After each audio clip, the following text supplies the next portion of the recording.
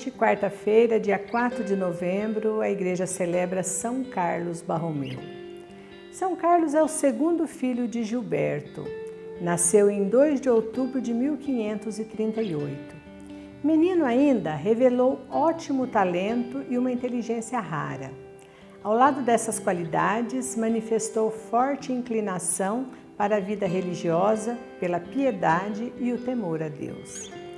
Ainda criança, era seu prazer construir altares minúsculos, diante dos quais, em presença dos irmãos e companheiros de idade, imitava as funções sacerdotais que tinha observado na igreja. O amor à oração e o aborrecimento aos divertimentos profanos eram os sinais mais positivos da vocação sacerdotal. O ano de 1562 veio a Carlos com a graça do sacerdócio.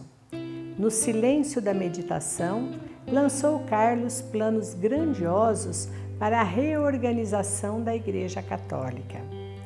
Estes todos se concentraram na ideia de concluir o Concílio de Trento. De fato, era o que a Igreja mais necessitava, como a base e o fundamento da renovação e a consolidação da vida religiosa.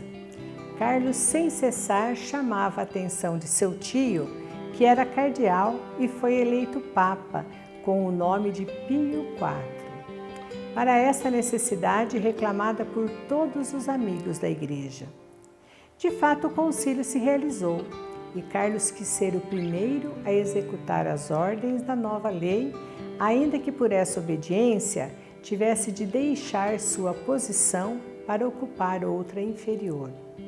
Carlos sabia muito bem que a caridade abre os corações e também a religião.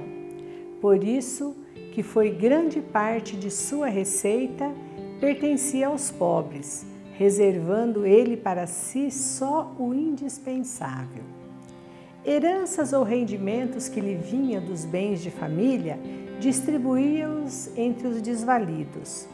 Tudo isso não aguenta comparação com as obras de caridade que o arcebispo praticou quando, em 1569 e 1570, a fome e uma pandemia semelhante à peste invadiram a cidade de Milão.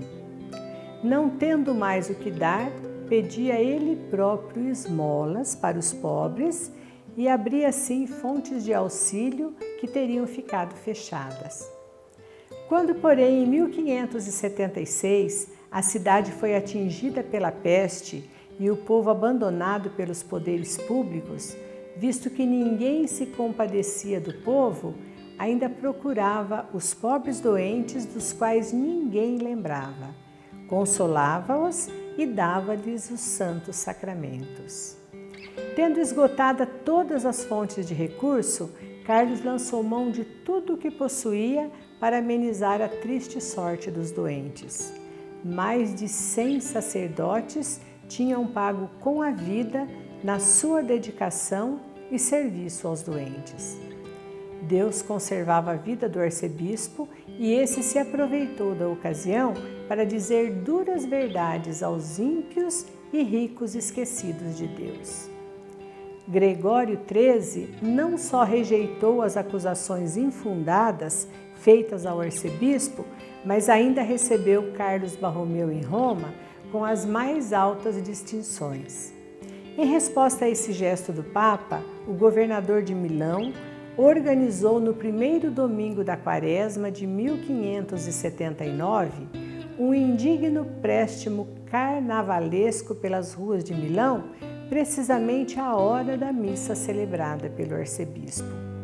O mesmo governador que tanta guerra ao prelado movera e tantas hostilidades contra São Carlos estimulara, no leito de morte reconheceu o erro e teve o consolo da assistência do santo bispo na hora de sua agonia.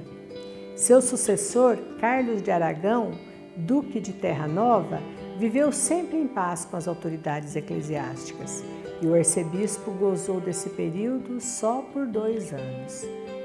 Quando, em outubro de 1584, como era de costume, se retirara para fazer os exercícios espirituais. Teve fortes acessos de febre, aos quais não deu importância e dizia: um bom pastor de almas deve saber suportar 3 febres antes de se meter na cama. Os acessos renovaram-se e consumiram as forças do arcebispo. Ao receber os santos sacramentos, expirou aos 3 de novembro de 1584.